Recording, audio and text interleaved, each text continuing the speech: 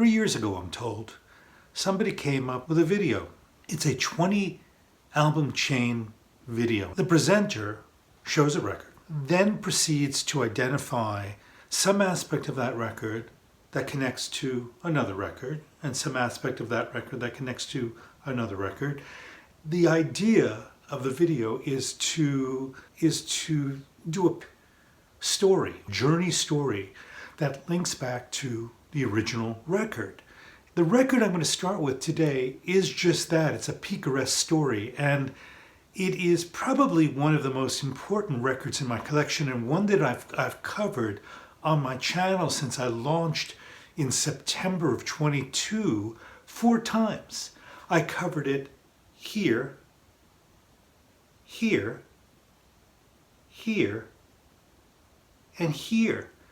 And today I'm going to cover it for the 5th time. And it might seem a little bit repetitive, but you know, I've got a small collection. My record collection is around 350 records. So you'll see some repeating titles on my channel. And for me, I think that it's storytelling and it's mining for stories. That's really what I take pleasure with my channel.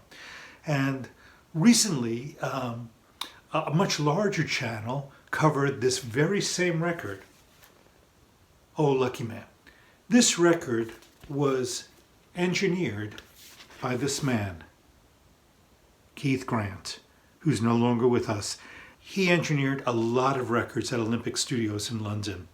As the engineer on Procol Harum's Shine On Brightly, Keith Grant obviously worked with the guitar player Robin Trower, who would leave Procol Harum and record this debut record, Bridge of Sighs, where he's joined by a fellow named James Dewar, who is a talented bass player, but more importantly, a very talented vocalist. James would go on to sing on and play bass on Stone the Crows, and he's joined by the talented singer Maggie Bell, who was coined to be a British version of Janis Joplin. Maggie would go on to sing backup on the song Black Girl, the blues song Black Girl, on John Baldry's first solo record, It Ain't Easy, which was produced on side 1 by Elton John and on side 2, Rod Stewart. And both of these gentlemen would also produce John Baldry's second record, Everything Stops for Tea, that had a beautiful cover painting by guitarist Ronnie Wood, who's a visual artist. And Ronnie, of course, would join the Faces, where they wrote a song called Flying, which was covered by John Baldry on his first record, which also includes the singer-songwriter, the British singer-songwriter Lesley Duncan, who would write the only song on Tumbleweed Connection that was not written by Elton John and Bernie Taupin. And on this record, there's the talented bass player named Herbie Flowers, who would be a studio session bassist on 500 hit records in his career, including Al Kooper's A Possible Projection of the Future, Childhood End, where on the cover, Al is treated with prosthetics to make him look like a very old man. And it got me thinking about this record, the debut of Jethro Tull, where the members of the band are old men, because they're very young men when this is recorded. And on this record who recorded once with Ian Anderson, is Mick Abrahams, the talented British guitarist and singer, who would later go on to form Blodwyn Pig, of which he is joined by the talented Jack Lancaster, musician and composer. There is a jazz composition of all things on a Blodwyn Pig record entitled San Francisco Sketches. And the album is produced by the venerable Andy Johns, who also engineered Jack Bruce's solo record, Songs for a Tailor, where the first song is Never Tell Your Mother She's Out of Tune, which, got me thinking about listening. There's a song by Genya Ravan on her solo record where she's joined by Ian Hunter of Mott the Hoople and the late Mick Ronson on guitar. And there's a song on this record which is You Should Have Listened to Your Junkman.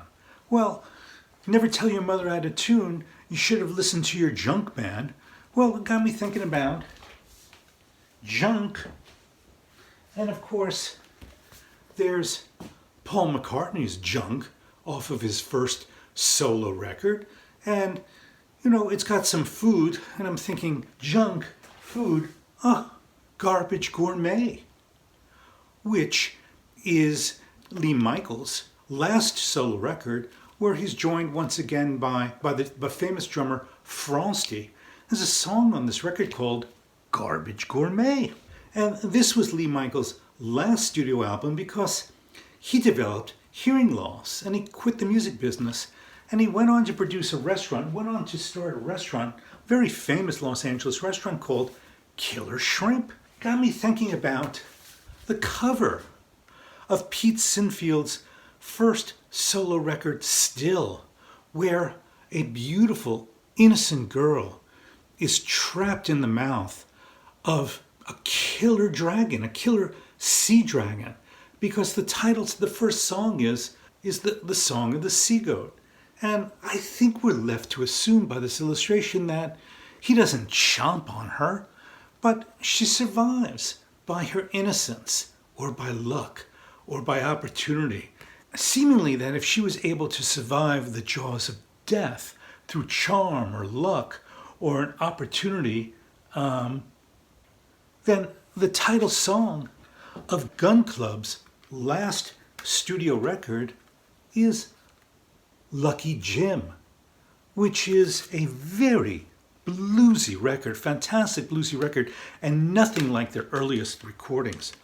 Lucky Jim, all about luck, got me thinking about Delaney and Bonnie, who, on this record, Delaney wrote a song called Hard Luck and Troubles. Well, unfortunately, not so lucky for them, they divorced a few years later.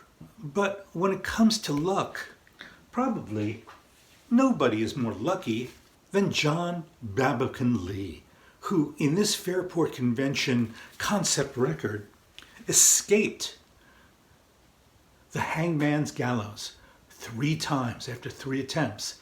I'd call that lucky. In Oh Lucky Man, Mick Travis, played by Malcolm McDowell, escaped an apocalypse, an explosion at a factory, which was essentially the end of the world. And you'll see that here's the explosion, and he's later discovered in a church, all safe, by a woman who leads him to a pasture full of innocent children with farm animals. And that's the picaresque nature of Oh Lucky Man.